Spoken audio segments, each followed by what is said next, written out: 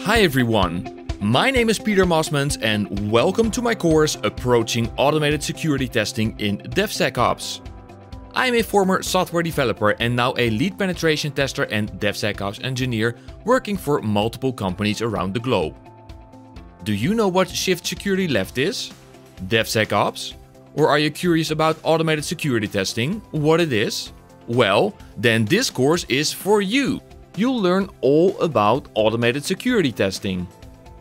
Some of the major topics that we will cover include what automated security testing is, the pros and cons of automated security testing, the location of security testing in the software development lifecycle, and shift left security.